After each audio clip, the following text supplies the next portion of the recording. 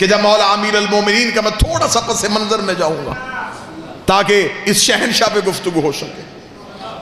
تیسری خلافت کے دور میں جب ایران پہ حملہ ہوا تو اس وقت ایران میں ایران کی شہزادیوں کو قید کیا گیا. جب یہ شہزادیاں مدینے پہنچی تو تخت پہ اصل حاکم آ چکا تھا. ادھر یہ قیدیوں کا قافلہ مدینے پہنچا اور امیر المومنین کی حکومت قائم ہو چکی تھی. جب امیر کے دربار میں ایران کی شہزادیوں کو لایا گیا امام نے فرمایا خبردار قیدیوں کی طرح نہیں، شہزادیوں کی طرح پیش کرو. شہزادیاں آئیں، امام نے نام پوچھا، پہلی نے نام بتایا میرا نام ہے گیہان بانو. امام نے دوسری شہزادی سے کہا آپ کا نام کیا ہے؟ اس نے کہا میرا نام ہے شاہ زنا، کیونکہ ایران سے آئی تھی. امام نے فرمایا یہ نام غلط ہے، کیونکہ شاہ زنا کا اردو میں ترجمہ بنتا ہے سیدۃ النساء. علی نے فرمایا یہ لقب صرف بطول کا ہے،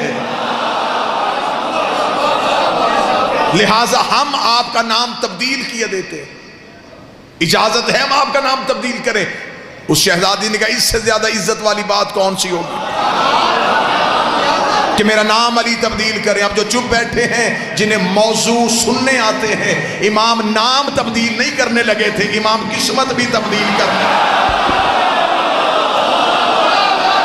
صرف نام تبدیل نہیں ہونے لگا تھا، مقدر پلٹنے لگا تھا. امام نے فرمایا اب آپ بتائیں آپ کا نام عربی میں رکھا جائے یا فارسی میں؟ اس کا مولا کیونکہ میرا تعلق فارس سے ہے بہتر ہوگا کہ نام فارسی میں ہو. امام نے فرمایا ہم آپ کا نام رکھے دیتے ہیں شہر بانو.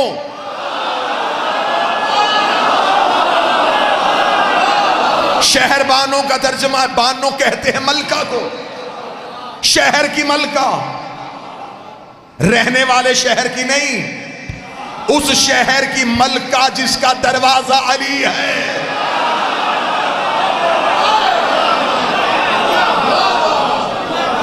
صرف نام شہر بانو تجویز نہ کیا. امام نے فرمایا ہم آپ دونوں شہزادیوں کا عقد آپ کی اجازت سے اپنے دونوں بیٹوں سے کرتے ہیں. جناب شہر بانو کا عقد پڑھا مولا نے خود جناب سید الشہداء حسین ابن علی کے ساتھ. جو بڑی شہزادی گیہان بانو تھی ان کا عقد مولا نے پڑھا محمد بن ابی بکر کے ساتھ.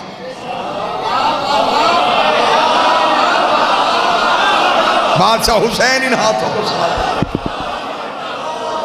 جو مضمون نگار لوگ تشریف فرما انہیں جملے کا لطف آیا ہوگا کہ میں نے کہا تھا کہ مولا نے کہا اپنے دونوں بیٹوں سے. بندے چپ ہو گئے کہ علی کا بیٹا کیسے ہو گیا. علی کی ولایت چیز ہی ایسی ہے، یہ شجرے سے نکال بھی دیتی ہے شجرے میں ڈال بھی دیتی ہے. جسے اب بھی سمجھ نہیں آیا وہ جسے مانتا ہے اسے اس کی قسم. ابھی امام بارگاہ پہ اٹھے قرآن لے کے آئے، قرآن منبر پہ رکھے، میں قرآن سے اپنے دعوے کی تصدیق مانگتا ہوں. میں قرآن کے سامنے ہاتھ جوڑ کے پوچھتا ہوں علی کے خاموش جا کر میں نے سیالکوٹ کی اڈا پسوریا امام بارگاہ میں دعویٰ کر دیا ہے کہ علی کی ولایت کا اقرار، حجت کا اقرار شجرے سے نکالتا بھی ہے شجرے میں ڈالتا بھی ہے. مجھے کوئی نکلتا ہوا دکھا دے. قرآن کی آیت تڑپ کے اٹھی اور بول کے کہا جب نوح کا بیٹا نوح کو چھوڑ کے پہاڑ پہ چڑھا تھا تو نوح نے کہا تھا میرے اللہ بچا لے. فرمایا کشتی چلا تیرا ہے ہی نہیں، میں نے تیرے شجرے سے نکال دیا ہے، میں نے تیرے شجرے سے نکال دیا ہے. جس مولوی کے ساتھ تعلق اچھا ہو، جس مولوی کے ساتھ کھانا پینا چائے پانی اچھا ہو، اس کے سر پہ قرآن رکھ کے پوچھنا نوح کے بیٹے نے نوح کی ولدیت کا انکار نہیں کیا تھا، نوح کی ولایت کا انکار کیا تھا. اس نے یہ نہیں کہا تھا کہ نوح میرا باپ نہیں، اس نے کہا تھا نوح میرا ولی نہیں. خدا نے شجرے سے نکال دیا، اللہ نے نوح کا بیٹا ولی کے انکار کی وجہ سے نکال دیا. آج کوئی سید ہو کے علی کا انکار کرے.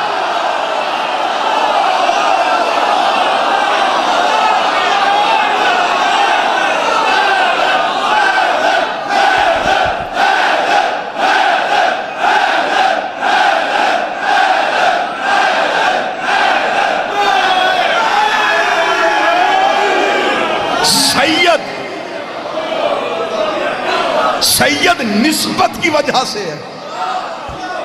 چیز وہی ہوتی ہے جو مرکز سے جڑی ہو، اس ہمیشہ ٹہنی کو پھل لگتا ہے جو اپنے مرکز سے جڑی ہے۔ سید ہی علی کو چھوڑ دے تو احترام تو علی کی وجہ سے تھا۔ بابا جی ہم آپ کے گھٹنوں کو ہاتھ قد دے کے نہیں لگاتے،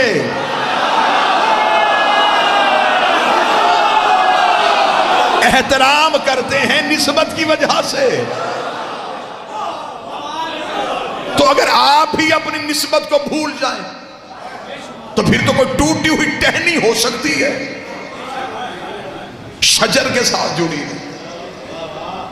اب علی نے کہا ہم اپنے بیٹے سے کریں گے۔ اپنے بیٹے سے کیوں؟ جاؤ جا کے ممبر کی پوری ذمہ داری اور دیانتداری کے ساتھ جملہ کہہ رہا ہوں۔ رسالت میں جب آخری حج پہ گئے تو خود بی بی اسما بنت امیس روایت کرتی ہے کہ رسول نے مجھے کنیز بھیج کے حکم دیا، اسما حج پہ میرے ساتھ جانا ہے۔ بی بی اسما کہتی میرے ہاں بچے کی ولادت متوقع تھی، میں گھبرا گئی کہ غیب جاننے والا نبی جانتا بھی ہے کہ سفر میرے لیے بہتر نہیں، اور پھر مجھے حکم بھی بھیجا۔ اسما کہتی ذہن میں خیال آیا تھا یا فوراً دستک ہوئی ذہن میں کہ نہیں یہ حکم رسول نہیں راز الہی ہے، اس میں ضرور اللہ کا کوئی راز پوشیدہ ہے۔ بی بی اسما کہتی میں قافلے میں ساتھ چلی گئی، جب حج کر کے واپس آئی اور غدیر کے چوک پہ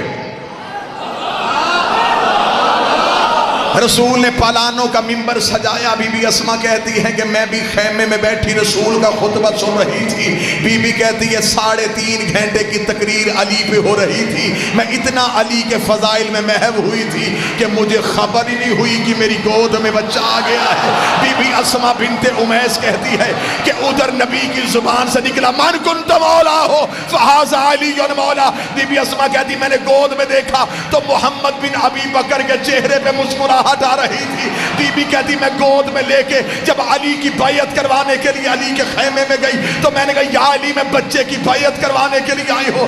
علی نے اپنے ہاتھوں میں محمد بن ابی بکر کو اٹھایا اور فوراً قرآن کی آیت پڑھی یخرج الحی من المیت، خدا مردوں سے زندہ کو پیدا کر دیتا ہے۔ یہ کہہ کے علی نے سینے سے لگا کے کہا بیٹا کسی اور کا ہے، پہچانا علی کے نام۔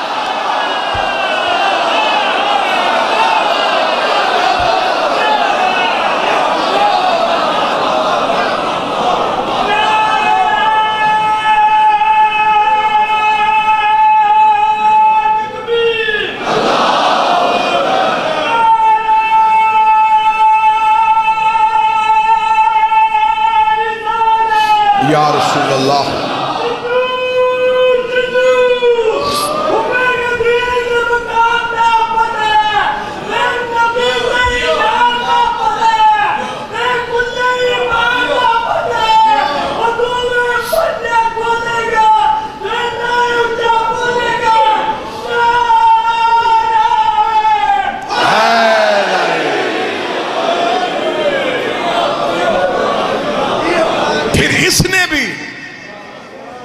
علی والا ہونے کی انتہا کی،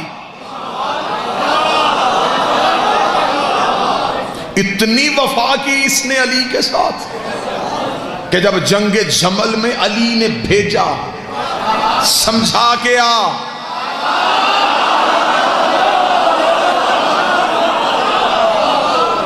تاریخ میں جملے نہ ہو سیالکوٹ میں مرضی کی جگہ منتخب کرو، میں اپنی گردن دے کے چلا جاؤں، مجھے عزت ہے۔ آل رسول کی قسم ہے کتنی وفا کی ہے اس نے علی ولی اللہ کے ساتھ۔ جب جنگ جمل میں سمجھانے کے لیے آیا تو انہوں نے ملنے سے انکار کر دیا۔ اس نے کہا کیوں نہیں مل رہی؟ انہوں نے کہا اس وجہ سے نہیں مل رہی کہ تو میرا بھائی ہو کے علی کے لشکر میں ہے، کتنا اچھا ہوتا تو میرے لشکر میں ہوتا، جبکہ تو میرا بھائی ہو کے علی کے لشکر میں ہے۔ جب تیسری بار کا تو میرا بھائی ہو کے علی کے لشکر میں ہے۔ محمد بن ابی بکر نے اپنی ابا کو اپنے ساتھ میں لیا اور مسکرا کے کہنے لگے تیرے جیسی 1000 بہنیں ہو میں علی کے قدموں سے قربان۔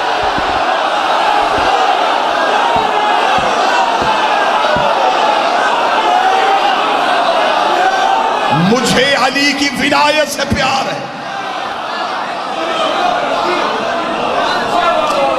مولا نے فرمایا کہ ہم تمہارا عقد،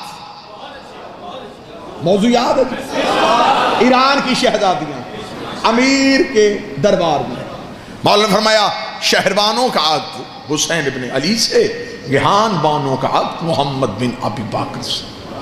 مولا علی نے پڑھا اس بی بی کے ہاں پھر ایک بچے کی آمد ہوئی جسے کہتے ہیں قاسم بن محمد بن ابی بکر۔ اس شہزادے کے بارے میں معصوم فرماتے ہیں یہ عارف آل محمد تھے۔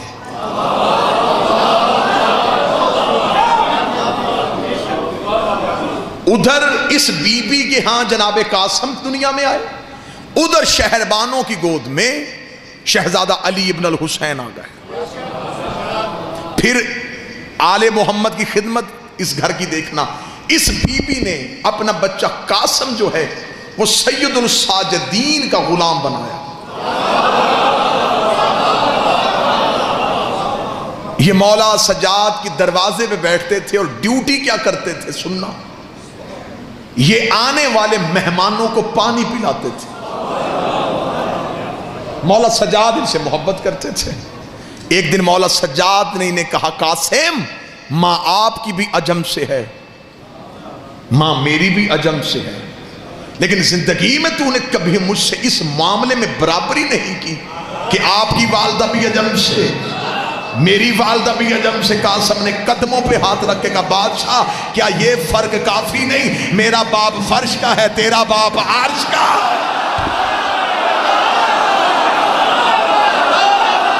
میں ماؤں پہ فخر کیوں کروں، میں ماں پہ ناز کیوں کروں، تو حسین ابن علی کا بیٹا۔